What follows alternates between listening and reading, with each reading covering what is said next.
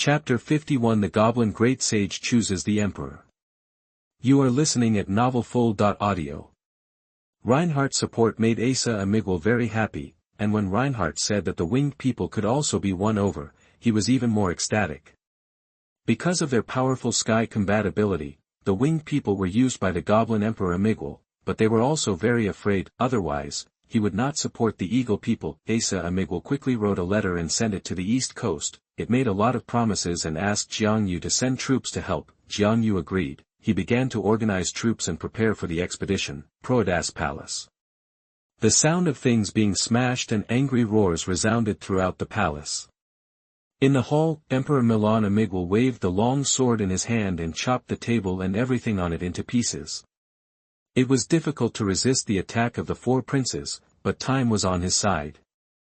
He was not without hope of victory if he persisted, but he did not expect that his always obedient brother Asa Amigwal would suddenly rebel. The southern border of the empire was opened up by Asa Amigwal within 3 months, and a large number of Goblin nobles surrendered. In the internal war of the royal family, these local lords and nobles basically had no intention of fighting. In desperation, Emperor Milan Amigwal had to withdraw elite troops from the four fronts to defend the south. This elite army led by the legendary General Thorn was blocked by Asa Amigwal at the Amber River and could not advance an inch, but the deployment of troops to the south for defense put the other four princes at a disadvantage on the battlefield. The 301st year of the Goblin Empire, May 1st. Thorn seized the opportunity to defeat Asa Amigwal's army at the Amber River, and when the army was about to collapse, Xuanhuan arrived with a 10,000 winged army. In this battle, Xuanhuan concealed his strength and fought Thorn to a draw. The winged army descended from the sky and caught Thorn's army off guard, giving Asa time to reorganize the army and ultimately avoiding the fate of retreat. The two armies confronted each other again at the Amber River. June 3, the situation of the war began to change suddenly. The 15th Prince of Mon Plain defeated the Emperor's garrison and led his army to attack Proedas. June 7, the western city of Pollack, which was loyal to the Emperor, was breached. The Emperor's relatives, the Fala family, were all executed by the 18th Prince. Then the army marched straight into the imperial capital. June 8, the Troll Frost clan in the north responded to the call of the 21st Prince and led the Troll army to break the city of Garso from behind, and the army marched south. June 13, the Roman family of the Roman city, the Earl of the West, surrendered to the 25th Prince, opened the eastward checkpoint, and allowed the army to march eastward. June 14. The rear of the southern army was attacked by the human griffin knights. Under the pincer attack, the entire army was defeated. The legendary General Thorn failed to persuade them to surrender and was surrounded and killed. From then on, there was no obstacle to the road to the north. Then Asa Amigwal seized the opportunity to march north, marching day and night, heading straight for Proedas. July 29. The armies of the 5 princes arrived at the city of Proedas. In Asa Amigwal's camp, Xuanhuan saw the city gate made of the head of the thunder titan Atre, and was deeply moved for a moment. He once again fought here as an attacker. July 30. I don't know what agreement the 5 princes reached. They began to lead their armies to attack the city separately. August 19. Proedas was broken. The army entered the palace, but Milan Amigwal was nowhere to be seen. The 5 princes began to fight for the throne. The 5 armies were able to control the killing at the beginning, and the intensity of the killing in the city was not high, but on August 30. Because of a small thing, the first violent conflict broke out, and the army fought fiercely in the city. As it intensified, it finally hurt the Goblin residents in the city. A large number of civilians died in the fight, the streets were stained with blood, and the city of Proedas was almost destroyed. At this critical moment, the Goblin sage Aziba appeared. With his demigod status and powerful prestige, he subdued the rebellious nobles and suppressed the rebellion of the 5 armies. The sage became a demigod. The 5 princes began to panic. If Aziba had the heart to become emperor, their end would not be good. But fortunately, Aziba had no ambition to become emperor. September 1st. Aziba summoned the 5 princes to the palace. The empire has no master. I will choose one of you 5 to become the emperor of the empire. So, each of you, answer me a question. I will make a decision based on your answers. So, Who will come first? Chapter 52. Why was the country established? You are listening at novelfull.audio. In front of the solemn palace hall, the goblin great sage stood beside the throne, looking at the goblin princes at the foot of the steps, each with his own charm and ambition. He looked at each one by one, and after staying on the 19th Prince Asa Amigwal for a while, he asked. You all know that your father made a shabby path to unify the goblin tribes, unite all the races on the mainland, defeat the titans, and establish the Goblin Empire. It's not easy. The Goblin Empire is hard won, so my question is related to your understanding of the empire and its future. So, 5 Your Highnesses, may I ask? Why was our Goblin Empire established? What is the foundation of the empire? All the princes were deep in thought after hearing this, while the princes were meditating. Outside the palace, in the square, the nobles and power leaders of the 5 Kings' Legion stood in the wide square, waiting for the answer in the palace hall. Reinhard stood next to Xiangyu with a nervous look on his face, looking into the palace hall. Xiangyu looked at his unsatisfactory look and couldn't help but scold him. Reinhard, calm down. You are over 300 years old, so stay calm. Reinhard was speechless upon hearing this. The human race is not the winged race. If the choice fails this time, there will not be much loss. The human race is different. They are feared by the goblins themselves, similar to being kept in captivity near the capital, under their noses. If you make the wrong choice this time, it will be difficult to get out again in the future. However, he did not dare to refute when I was teaching his son, so he could only respond dully. Jiang Yu saw his look, thought about it, and hinted. Reinhard, you have to believe in your choice. The outcome is already determined. His Highness 19th will succeed. While saying this, he motioned Reinhard to look at the Grand Duke of the South, Maro Azeba. Reinhard quietly raised his eyes and saw Milo Azeba standing calmly not far from them, as if he already knew the outcome. Reinhard couldn't help but calm down. Inside the palace, the 15th prince, after pondering for a while, answered first. Great sage, I think it is force. I, the goblin, have demigods, as well as the most legends, the most powerful army, and the largest population in the continent today. Combined, these are extremely powerful force. We defeated the titans with force. Obtained the right to rule the mainland. Therefore, the foundation of a country is force. Azeba nodded upon hearing this, without comment, and looked at the next person. The 18th prince lowered his head slightly and said with a smile on his face. Great sage, I believe that the foundation of the empire is a strong demigod. So it was my father before, and now it is you. As soon as he said this, the brothers around him looked at him in surprise. Good guy, this is such a dog-licking behavior. Unfortunately, the great sage Azeba did not accept this trick and continued to look at the next prince. The 21st prince who spoke this time spoke straightforwardly. Great sage, the founding of our country is based on our achievements in conquering the titans. We made all the tribes on the mainland surrender and regard the goblins as the masters of the continent. After hearing this, Azeba seemed speechless, but he continued to speak. 25th prince, it's your turn. The 25th prince was silent for a while and finally said. Great sage, I believe that the foundation of the goblin clan lies in the 50 million goblin people in the empire. The empire is the empire of every goblin, and it is the power of 50 million goblins that has built this great country. I think, every goblin citizen is the foundation of the empire. After listening to this time, Azeba's dark color became softer. He took a deep look at the 25th prince, and then sighed. I didn't expect that you would have such a feeling. Then, his expression returned to its original solemn look. He looked at Asa Amigwal and said. It's your turn, Asa Amigwal. Asa Amigwal was named by the goblin great sage, and his heart suddenly trembled. In fact, what he thought of was mentioned by several brothers before him. He didn't know why the great sage called his name last, and for a moment, he became a little nervous. Just when he was thinking hard, Asa Amigwal remembered what he said 3 months ago when he was talking to the Archduke of the South, Maro Azeba. Your Highness, my father believes that the empire can be established because the goblins never give up the pursuit of knowledge and progress. If you become an emperor in the future, you must keep this sentence in mind. Of course he agreed immediately. At this moment, this sentence appeared in his mind inexplicably, and his heart felt relaxed. Sorry, brothers and sisters, you are taking a closed book exam, but I am taking an open book exam. So, he took a deep breath and spoke. The great sage is knowledge. The empire can be established only because of the Goblin clan's spirit of never giving up the pursuit of knowledge and progress. After Asa Amigwal finished speaking, Azeba finally smiled and said happily. Ha ha ha, very good, very good.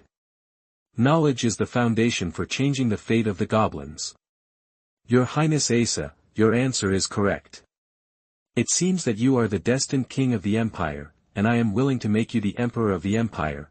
After saying this, with the power of a demigod, he declared. The mighty sound spread throughout the Proadas plain, like a thunderbolt in the clear sky, echoing in all directions. From now on, I, the great sage of the goblins, Azeba, will honor Asa Amigel as the emperor of the empire. Chapter 53, Pollack Territory. You are listening at novelfull.audio. 302 years in the Goblin Empire calendar, January 1st. Asa Armiger was crowned the third emperor of the Goblin Empire on Mount Proadas. The 4 princes were named dukes and went to the frontier to open up dukedoms. They were not allowed to return to Proadas in their lifetime. All the nobles who participated in the war were sent back to their fiefdoms, and those who committed the most serious crimes were executed. The Frost clan, the northern trolls who followed the rebellion, were accused and had to return north to wait for the next opportunity to go south, and all the nobles and tribal leaders who followed Asa Amigwal received rewards. Mero Azeba received a portion of the population and alchemical resources. The remaining nobles were divided among the population and territory. The winged humans obtained nominal ownership of a large piece of land south of the east coast and obtained part of the alchemy technology. Xuanhuan named that place Lomanda, which means the mountainous land obtained by Iran through hard work. He planned to build 5 cities in Lomanda and raise millions of winged people, and Reinhardt got what he wanted. Because he attacked Thorn's army at Amber River, established the victory, and gained precious time, he did not arrive at Proadas later than other princes and missed the election of the emperor, and he relied on his good relationship with Asa Amigwal. In such achievements, Reinhard was granted the title of Earl, and Asa Amigwal, in accordance with the agreement, granted Reinhard a large river plain to the west of the northern border. That place was on the edge of the sphere of influence of the Elf Empire in the north and was once the territory of a border count. Now that the Earl was convicted as a sinner, the territory was confiscated, and the Goblin commoners in the territory were divided among the nobles. Reinhard was able to obtain a piece of land that had been developed. He named this territory Pollack, which means regaining habits and new life. The next year, he found Asa Amigwal as a witness and made a deal with a border viscount, replacing the Rhine territory with a northern noble territory. The Bowman territory and the Pollack territory merged into the Pollack territory. The territory has forests, plains, and rivers, enough to feed 500,000 people, so after the rebellion of the kings, the Goblin Empire began to recuperate. After Asa Amigwal was crowned, he adopted a tolerant policy toward foreign races, but he is extremely wary of the domestic nobles. After all, the Goblins suppressed the mainland, and it was difficult for him to realize the danger of alien races. Asa's attitude towards the great sage Azeba is extremely complicated. On the one hand, he was grateful to Azeba for helping him ascend to the throne of God. On the other hand, he felt that Azeba's power and prestige were too great and sometimes he could do better than him. In his heart, he wanted to restore the authority of the emperor when Amigwal was on the throne, but he was also worried that Azeba would depose him. This resulted in him not becoming a legend throughout his life. 350 years of the Goblin Empire, Fiona passed away in Pollackland. She asked Reinhard to bury her under a laurel tree because she always remembered the laurel tree her mother planted when she was a child. She asked Reinhard to put the final tombstone on her. A sister full of guilt, that when the catastrophe came, she strictly abided by the regulations of the human kingdom where she lived in the previous era and closed the shelter on time, resulting in her sister Vivian not entering with her. Although Vivian is extremely talented as a sequencer, she is still young and may have died long ago. Before Fiona passed away, Xiangyu met her for the last time. Although he had no feelings, he still sent her on her last journey. Calendar year 567 of the Goblin Empire, the third emperor of the Goblin Empire passed away in the palace at the age of 493. Chapter 54 Throne Realm. You are listening at novelfull.audio. As early as the 310th year of the Goblin calendar, Reinhardt led the advanced legend in Pollack, and his career path was Lionheart King. From then on, he lived 1,000 years, and the human race became a major race in the region. Having led his tribe to independence from the north and becoming a legend, Reinhardt finally had the energy to raise his heirs. This is also the request of Mother Fiona. If the human race wants to prosper, it cannot do without geniuses with extraordinary potential. Fiona married Reinhardt more than a dozen wives, but it was only after Reinhardt insisted that he didn't want any more that he finally gave up.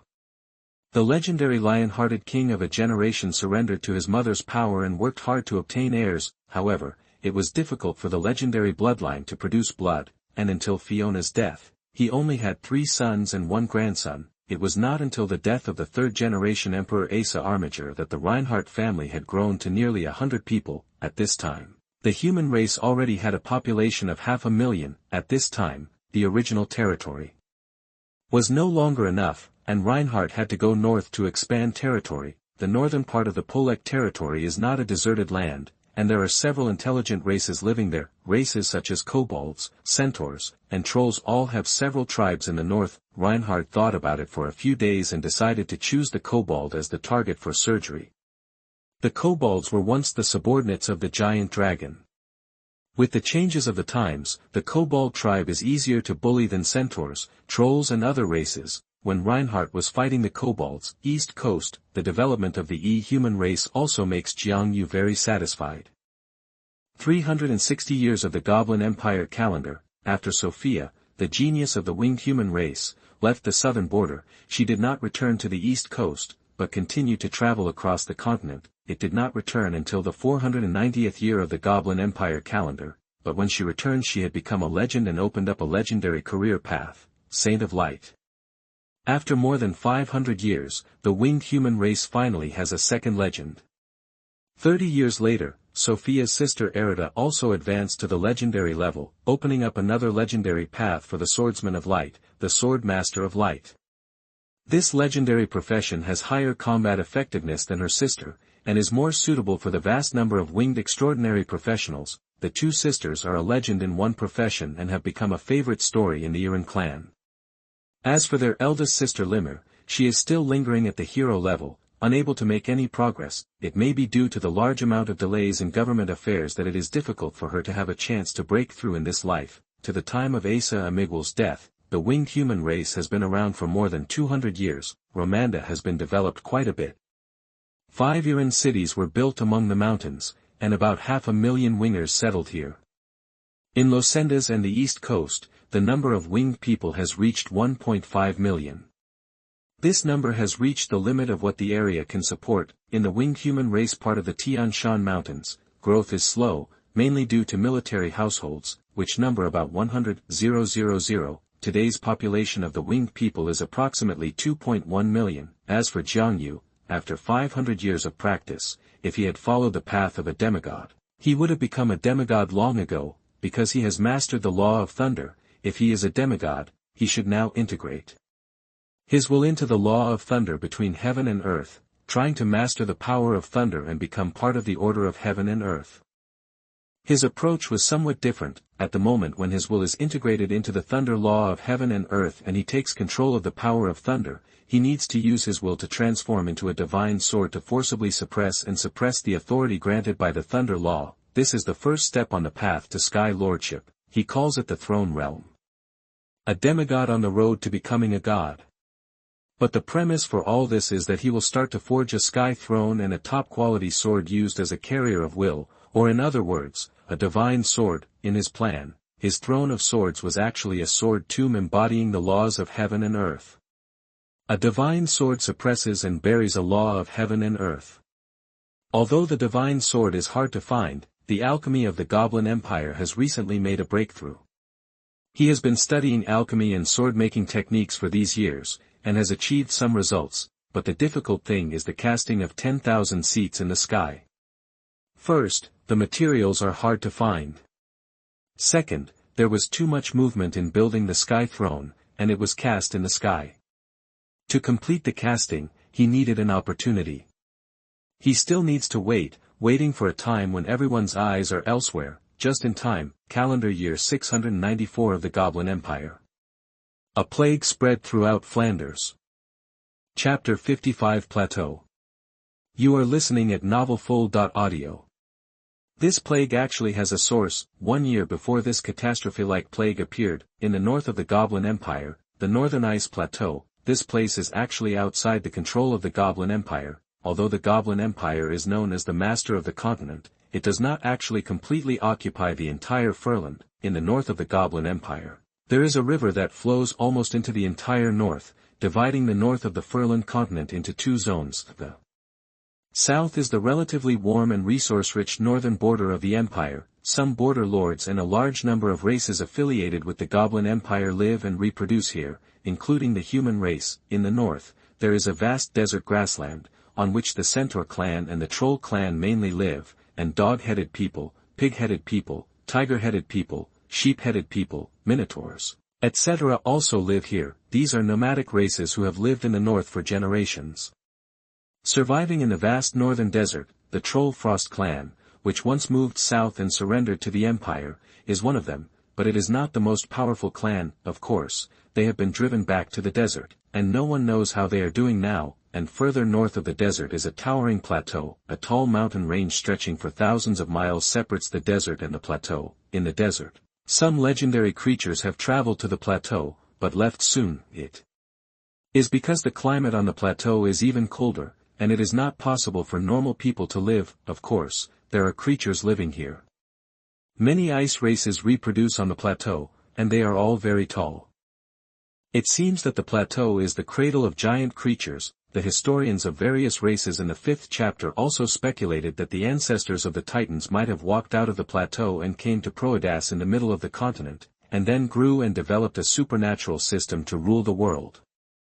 There are many giant creatures on the plateau. The frost giants are one of them. However, their size is not comparable to that of the Titans. Adult giants can grow to about 7 or 8 meters, but they are also huge. A tribe of frost giants has about dozens of people, which is a combination of several families. Almost all frost giant tribes raise mammoths and ride on them in battle. They are the overlords of the ice region plateau. Of course, they are not invincible. There is also an intelligent race called behemoth living on the plateau. This race is divided into two categories: golden behemoths and behemoth beasts. Golden behemoths are intelligent and small in size, about 3 meters. Behemoth beasts are nearly 10 meters tall, like wild beasts. Among them, only golden behemoths can reproduce, and the offspring are either golden behemoths or behemoth beasts. The two are often born from the same mother, so golden behemoths can also dominate the ice region plateau by riding behemoth beasts. In fact, the frost giants raise mammoths, which is also influenced by them, but due to food restrictions, they also live in small tribes. In addition, there are plateau giant bears, ice and snow giant wolves, plateau giant deer, plateau ice cows, and blue sea giant kuns living in the central ice sea, which is as huge as the ocean. On this ice and snow plateau that is difficult for outsiders to enter, these large races in the ice and snow world struggle for survival day after day. In their world, there is probably no other place to go. The plateau is really big, enough for them to survive, but in the year 694 of the Goblin Empire, 1 year before the outbreak of the plague, the peace on the plateau was broken. When a frost giant was hunting big fish in the shallow sea of the central ice sea, he dug out an ice coffin from the bottom of the sea.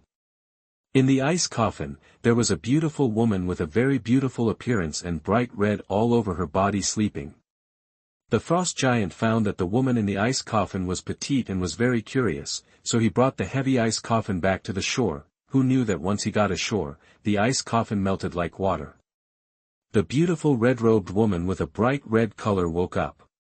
She had a pair of blood-red eyes and bright lips, but her face was extremely pale, as if she was seriously ill. Looking at the frost giant who had salvaged her, the red-robed woman smiled slightly, revealing her amazing beauty.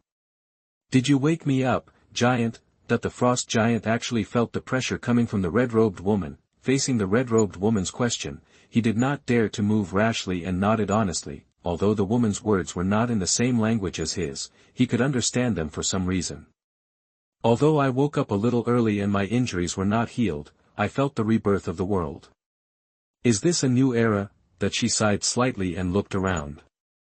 Ice and snow cover, the edge of the sea of sky, I am still on the northern plateau. She stood up, with a slender figure and charming curves, then facing the vast sea of sky, she pointed with her hand, countless bright red threads pierced into the sea. In just a few seconds, she caught countless fish, all of which were big fish, including a giant fish that was 30 meters long. With the sound of bang-bang of fish falling to the ground, the frost giant looked down and saw a large number of fish under his feet. However, these fish looked a little shriveled, as if a lot of blood had been sucked out. "Big guy, you woke me up, you can take these fish away." Then, without waiting for the frost giant to react, he turned into a red light and left here. The frost giant was stunned for more than 10 minutes, and only breathed a sigh of relief after confirming that the red-robed woman had really left. He looked at the big fish under his feet, a look of joy appeared on his face, and then he dragged the biggest one away and walked towards the tribe. For him, today's harvest was not bad. Chapter 56 Blood Poison. You are listening at novelfull.audio. After the red-robed woman left, she spent a few days walking around the ice and snow plateau. There are no traces of human race on the plateau. Is it because they haven't set foot here since the restoration of civilization? That she stood in mid-air and shook her head. Forget it, go to the mainland and have a look. I wonder if there are people who can come out of those shelters back then and restore human civilization. So the woman in red robe went south to the mainland. She first passed through the vast sea-like northern desert, and looked puzzled when she saw the centaurs, trolls and other races living there. Has it been so long? So many new intelligent lives have been born on the continent. But the northern desert is desolate, and it doesn't matter if it is occupied by these alien races. Then she crossed the northern desert and continued south, arriving in the Goblin Empire. When she came down from the plateau, she did not pass through the human Pollack territory in the northwest, but went south from the northeast. Along the way, she saw a large number of troll clans, goblin clans, dwarf clans, etc. But the largest number were the short, green-skinned goblin clans, and as we move toward the central region, the number of these short green goblins increases, and their level of civilization becomes higher and higher. Seeing the goblin cities scattered everywhere, the goblins hold their heads high and their chests high, and the woman in red robe can't be seen anywhere. This is a symbol of the dominance of the continent. But this was not important. What was important was that she saw traces of the familiar human civilization from the previous era in the goblin civilization. Because the alchemy of the Goblin Empire has now developed to a very high level, there are already heavy traces of human technology from the previous era in alchemy. So the red-robed woman became more and more frightened as she watched, and she felt a murderous intention towards these green-skinned dwarfs. She is not afraid of the existence of alien races on the mainland, because as long as the humans in the shelter come out, they will develop sooner or later relying on the technology of the previous era. Even though she discovered that the extraordinary system of the previous era had collapsed, a new extraordinary system was not impossible to create. What she fears is that the human race's refuge will be discovered by these alien races. Before the human race has developed, their technology and knowledge will be plundered, and the remaining human race will be killed. Thinking of this, she no longer hesitated, but went to check out the refuge locations she knew across the continent. However, reality gave her a heavy blow. Most of the shelters did not even last long before they collapsed on their own, and all the humans inside died. There was no one in the shelter until later, and it was suspected that it had suffered huge damage. Finally, she heads north to the refuge she is most familiar with. Because that was where her sister used to be in charge, she looked forward to this shelter being intact and she could see her betrayed sister again. However, the reality is always extremely cruel. This shelter named number 490 is guarded by a large group of green dwarves called goblins. This made her feel completely cold, and the anger in her heart was completely ignited. This shelter was filled with goblins, not a single human being, coming in and out. Furthermore, it seemed that the goblins' residences had been built for some years. She reasoned, my sister and the compatriots in the shelter may be in danger. So the woman in red robe took action, a sky of blood instantly enveloped the entire Vault 490, and all the goblins inside died almost simultaneously. The goblin legend who stayed behind was seriously injured without any precautions. After fighting for a while, he was captured by the red-robed woman. The powerful goblin legend was surprised that the person who defeated him was a human. The human race, which has always been humble, actually has a strong man like you. Human race. Humble, that she sensed the meaning behind the goblin's legendary words, asked quickly. Are there still humans in the world today? Goblin legend must have still not wanted to die, so under the red-robed woman's questioning, he told everything about what happened to the human race after the shelter was discovered. The red-robed woman listened indifferently for a long time, then she broke the legendary goblin's neck. It turns out that my sister and the others have been kept in captivity and used as learning tools for goblins since they woke up. This group of despicable goblins won't even let the descendants of the human race accept the inheritance of the sanctuary. My sister was even forced to marry that damn goblin emperor. Her bright red eyes suddenly became as red as blood under the intense emotion. Despicable goblins, I will make you pay the price. She originally wanted to attack the goblin imperial capital in one go, kill their emperor, and then destroy the entire goblin empire, but her injuries were not healed, and there were some auras in the goblin imperial capital that she was extremely afraid of, so she probably couldn't defeat them. As the true ancestor of blood in sequence 3, he is comparable to a demigod, has unlimited lifespan, and his combat effectiveness is actually average. But she has an ability that is very suitable for killing large areas. She can use her own true blood as a source to create a highly contagious blood poison. She is ready to take revenge on the goblins with blood poison. She didn't care whether it would affect the humans currently living in the Pollack territory in the north. A human race without human heritage, a human race without her sister, what does it have to do with her? In addition, she learned from goblin legend that all the humans in the refuge had long since died, so she had no worries. However, even so, she still eliminated the fatal characteristics of the human race in the blood poison. Although the blood poison would still make her sick, at least it would not cause death. This person has passed away, but the love is still there. So in the next few months, after the red-robed woman conducted some experiments and confirmed that the damage to the goblins was lethal, she chose a large goblin city in the north and released the blood poison. The blood poison was highly contagious. In less than 7 days, the entire city was infected and spread to the surrounding areas. Then this plague called blood poison became more and more severe, completely affecting all races on the entire continent. Even the winged people on the east coast were infected with this plague. Chapter 57, Responses of the Various Ethnic Groups on the Mainland. You are listening at novelfull.audio. Once infected with blood poison, the body will show signs of infection. The infected will gradually show red eyes, grow fangs in their mouths within 3 days, spit out plague gas, show a strong desire to attack, and will not let go of any living people and animals around them, and will die of festering all over their bodies within 7 to 10 days.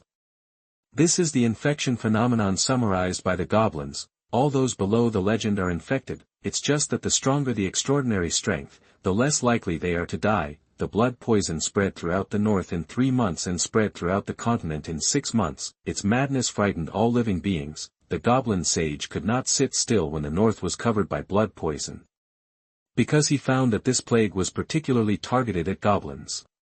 Other races still have a chance of survival after being infected with this plague, but goblins are directly killed and have no chance of survival. Of course, the extraordinary goblins are an exception, and they are always stronger. After the plague spreads, the great sage Azeba urgently ordered the lords and city lords of various places to close the city gates and strictly prevent the plague, but this thing is hard to prevent. You prevent it here, and there will be another place. It's like someone is spreading the plague everywhere, so it soon spread all over the continent. The goblin sage had no choice but to study how to deal with the blood poison. But this thing can't be solved in a day or two. Every day, a large number of goblins die, which makes the goblin sage exhausted. The fourth emperor of the Goblin Empire, Fry Amigel, is also extremely haggard. In just half a year, the goblins, which originally developed to a population of 200 million, now have only 100 million people left, and this number is still decreasing. Even if the Emperor and the Great Sage usually have some secret struggles, now they take out all their resources for countless goblin alchemists to study all day and night. The Great Sage himself even participated in it.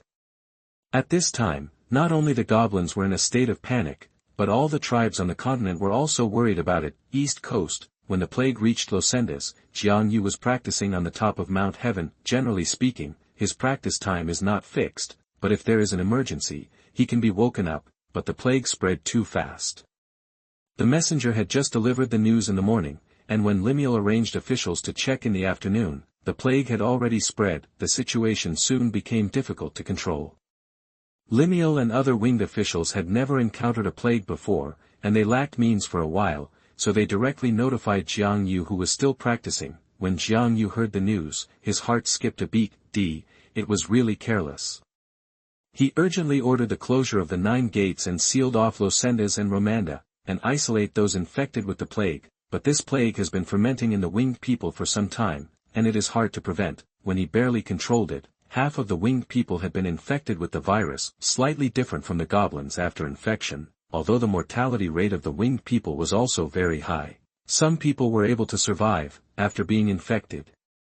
Only about 1/10 of the winged people could survive, and after being weak for a period of time, they returned to normal. At this time, no one noticed that the small number of people who survived seemed to have become much younger. 50% of the winged people died directly in pain. The remaining winged people became infected people who were neither alive nor dead, although they survived, but their eyes and wings turned red, their feathers and hair fell off, and there were fangs growing in their mouths, which looked extremely evil. In order to curb the plague and save the tribe, Xuanhuan also summoned scholars in the tribe and winged alchemists who returned from studying abroad to study how to save those infected winged people who were still alive. In the human race of Pollack territory, people infected with blood poison showed strange changes. Such changes were not expected by the red-robed woman who started it. Half of the more than 500,000 human races were also infected, but most of the human races returned to normal.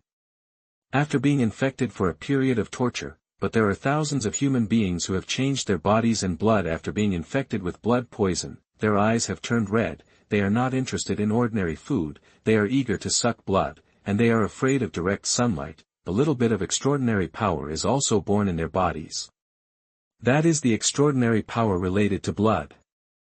Several descendants of the Reinhardt family were also infected, but their mutations were better. Their extraordinary power increased dramatically, but they have a certain immunity to sunlight. This seems to be a wonderful reaction caused by the combination of their blood and blood poison. Moreover, these infected people of the Reinhardt family have a certain deterrent effect on ordinary infected people, a bit like the power of blood suppression.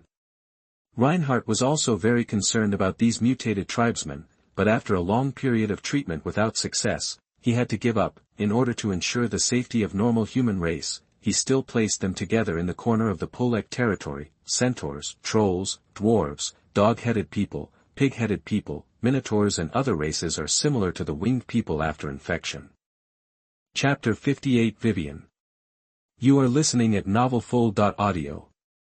The Goblin Empire is in the 697th year. The plague lasted for 3 years and was basically controlled by all tribes and no longer spread. The red-robed woman secretly carried out several more activities, but the goblins were very vigilant. Even if some people were infected at the beginning, they were quickly contained. After many unsuccessful attempts, the red-robed woman gave up.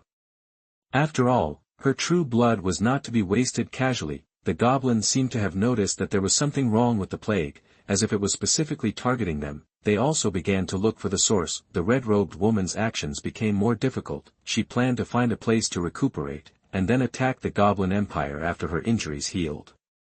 Although the blood poison did not exterminate the goblins this time, it also caused them to lose a large number of ordinary tribesmen. Such a heavy blow caused the Goblin Empire to suffer a great loss of vitality, which was enough. As for the place to recuperate, she set her sights on the human land in the northern border of Pollack. Even though the times have changed, the human race may no longer be the human race she imagined, but she still subconsciously felt that the place where the human race lived was suitable for her to live. On the 3rd day of the 1st month of the Goblin Empire calendar, the red-robed woman finally arrived in the Pollack territory. On this day, a beautiful woman with an extremely outstanding Appearance came to the Peter town in the Pollack territory. The woman wore a red hood and had a brilliant golden long hair, which shone brightly in the sun. In addition, she also had a pair of breathtaking red eyes, a graceful figure, and was very moving when walking in the sun. However, the people in the Peter town looked at her with a very evasive look, like a plague god. The blood-red eyes were the symbol of the infected. Now no one wants to get along with the infected, even if they were once human, but in the eyes of the people, they are now aliens. Just when the red-robed woman felt strange, 2 human guards came over and said to her, "Infected, you need to leave the Peter town immediately and go to the mainland district, where the infected gather in the east. That is the place where Lord Reinhardt has divided for you to live." Infected? Interesting. The red-robed woman felt very interesting when she heard what the guard said. She naturally knew what the infected meant. Aren't they humans infected by her own blood poison? In theory, she had already removed the lethal part of the blood poison.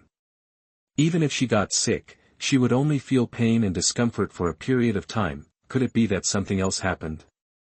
Looking at the 2 human guards, she smiled. "Where is the mainland district? I'll go there by myself." "Over there, ma'am." Perhaps it was the red-robed woman's amazing aura, the 2 human guards subconsciously said respectfully. "Okay." The red-robed woman smiled slightly and turned to walk to the place they pointed. An hour later, the red-robed woman appeared in the mainland district. Before she walked in, she felt a lot of familiar breath in the mainland district. "This feeling is a bit like the derivative of my bloodline."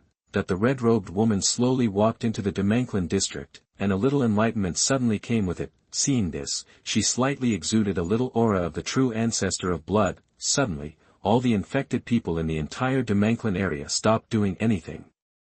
Their bright red eyes shone brighter as they looked at the beautiful red-robed woman who walked into the mainland area. No matter who it was, everyone had a desire to submit. They almost subconsciously understood that the woman who slowly walked into the mainland area was their clan leader.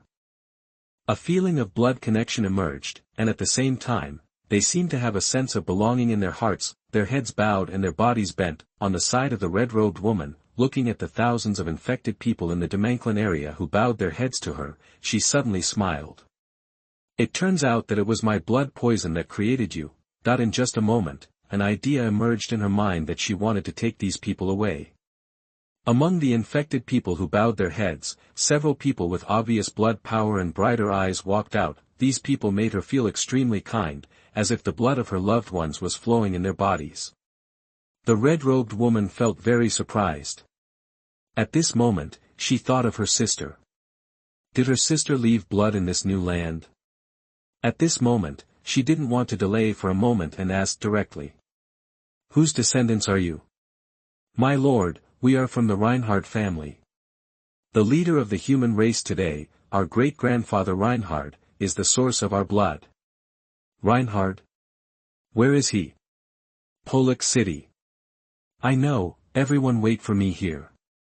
The human race regards you as aliens. I will take you away."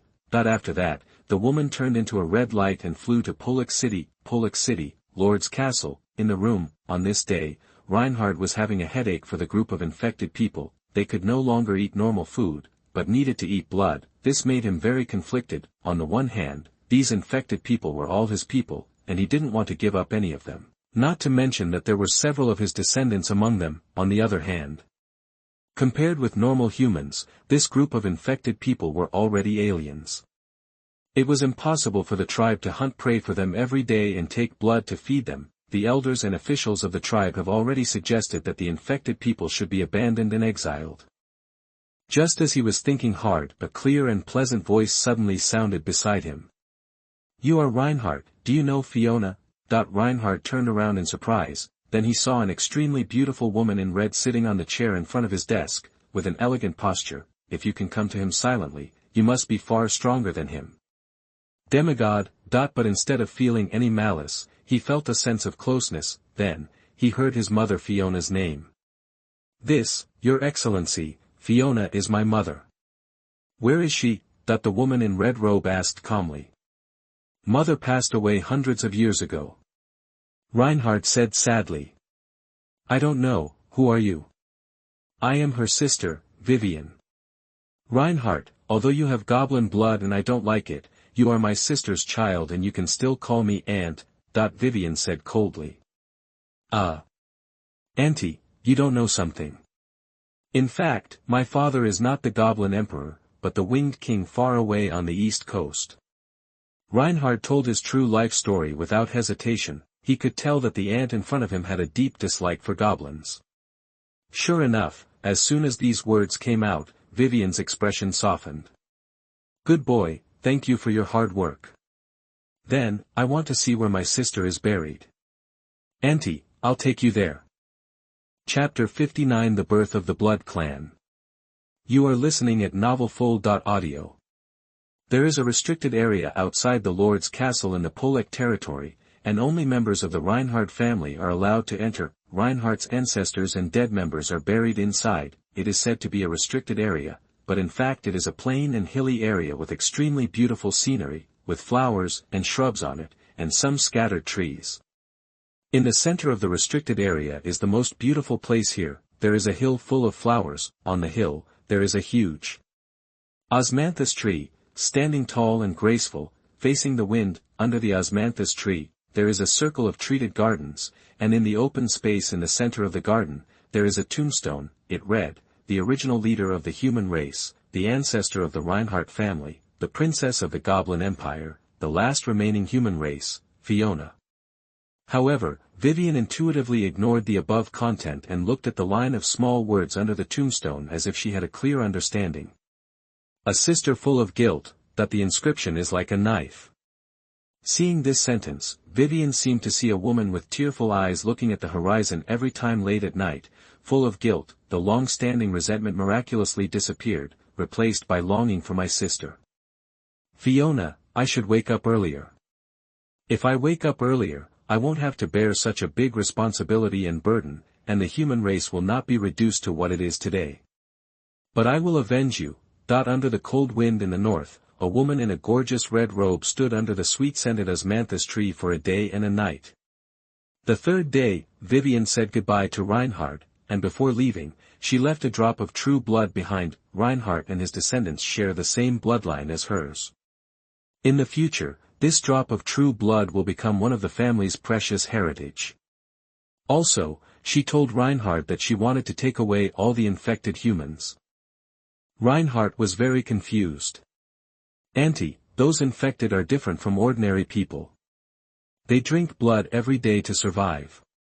In my opinion, they are no longer human beings. Vivian heard this and smiled slightly. In your opinion, they are indeed not a human race, but in my eyes, they are a tribe. Reinhardt, actually the source of their appearance is me. I spread this plague across the continent, and the purpose is to exterminate the goblins and take revenge. After hearing this, Reinhardt's eyes shrank greatly. Oh my God, this plague sweeping the entire continent was actually brought by my mother's sister. This is really incredible and unbelievable. It's terrible to bring disaster to the entire continent with one's own efforts. He knew that this kind of plague would kill goblins. Almost half of the other tribes died, and even the Winged Man tribe where his father belonged could not avoid it. He didn't even dare to tell Xianhuan the news. Vivian, how powerful should she be? Without any time to think about it, Reinhardt quickly nodded in agreement. Auntie, take them away. The debate within the clan about them is getting bigger and bigger, and the opinions on their exile are getting bigger and bigger.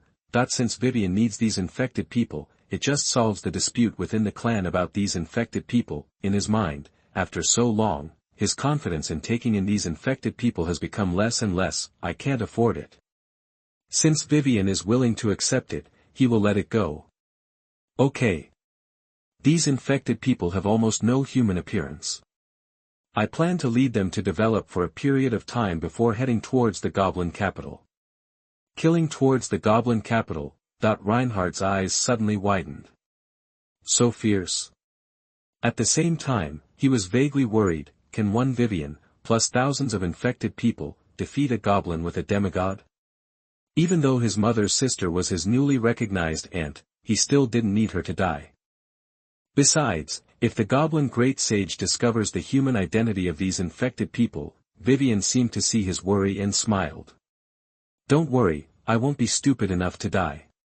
If I can't beat you, I'm confident that I can leave. Moreover, I won't implicate the current human race, these infected humans. I am going to establish a new race based on them. Create a new race. What race is it? That a few hours later, Vivian returned to Mainland district and gathered all the infected people. She stood in mid-air, looking down at the thousands of infected humans under her feet, and announced in a majestic female voice. When you turned into what you are now, everyone said that you are aliens. Since the human race can't tolerate it, then create a new race. Then from now on, you, like me, are all members of the vampire clan. I will lead you to find the land that belongs to us and survive tenaciously. I am Vivian, the true ancestor of the Blood Clan. Come with me. As Vivian announced bit by bit in mid-air, the infected below turned from calm to excited. Vivian's temperament made them feel friendly, and her aura made them subconsciously surrender. When she finished speaking, everyone shouts. True ancestor. True ancestor. The true ancestor of the Blood Clan. Vampire. Vampire. From now on, we are the vampire clan. After today, we all have a destination. Chapter 60 The Origin of Goblins. You are listening at novelfull.audio. Calendar year 697 of the Goblin Empire, January 6th. Vivian, the true ancestor of the vampire clan, led thousands of infected and mutated humans to establish themselves as the vampire clan, left the Pollack territory, and headed to the northwest. They detoured all the way through the desert, through forests and swamps, and arrived at the west coast of northern Flanders. This place is still far away from the territory of the Goblin Empire. So Vivian took them to establish a foothold here. She taught them how to use the power of blood, and then adopted the professional system of today's world to create two professions, Blood Knight and Blood Rager, both of which can reach the hero level. As for the legends, they still need to break through on their own. After Vivian established her two professions, she went into seclusion to recover from her injuries. There are a large number of creatures on the west coast, and Vivian absorbs their blood power at all costs to restore her own strength, so that in the future, the lives of all the creatures on the west coast will change their colors. And in the middle of the continent of Farand, inside the city of Proadas, after years of research, a goblin alchemist finally discovered a substance that could curb the plague. In fact, he discovered this accidentally. At that time, the clueless alchemist, with the attitude of treating a dead horse as a living horse, prepared to experiment with some unrelated things in a random way. One of those times, in a dark cave, he found a wolf-like creature, extracted a toxic substance in its body, mixed it with an alchemical material called moongrass, and obtained a potion. Then he injected this medicine into the infected and dying goblin. Originally he didn't care about the results, but the experimental results surprised him, because a few days after the injection of the medicine, the deadly plague was actually contained. The infected goblin survived. This result shocked the entire Goblin Empire and made them ecstatic. The alchemist Emeka was also regarded as the savior of the plague, and received the emperor's commendation, title, and territory. At the same time, the great sage Azeba ordered that this potion be copied and used on all infected goblins. That's it. Within 3 months, the plague in the Goblin Empire has been completely contained. 30 million goblins survived, and another million infected people recovered. After hearing about it, all ethnic groups in the mainland also purchased this medicine and returned it to the infected people for use. This was supposed to be a national carnival. However, not long after their happiness, another extremely bad situation occurred. Those goblins who were cured by this potion experienced tremendous physical changes within 3 months. Their IQs have become low, their skin has changed from green to dark green, and their appearance has become extremely ugly. Their facial features changed, with pointed ears, large oval eyes, flat noses, broad faces, and dull eyes ranging from red to yellow. In addition, it also has sharp fangs. Their stature became shorter, with an inverted triangular body, and thick arms and legs. They are in estrus all year round and like to live and gather in dark burrows. When their numbers gather together, they will attack all creatures they encounter regardless of life and death, and use female creatures to reproduce endlessly. In just these days, a large number of female goblins have been killed, and they were dying when they were rescued. Compared with the civilized goblins, they are almost another race. The great sage sent alchemists many times to study the causes and methods of change, but found that it was difficult to change in a short period of time. Treating the plague has drained their resources. In desperation, the Goblin Emperor ordered that these infected goblins who had been cured be expelled from goblin cities and villages, exiled to the wild, and named Goblins. Although the plague has been contained, its impact has never been eliminated.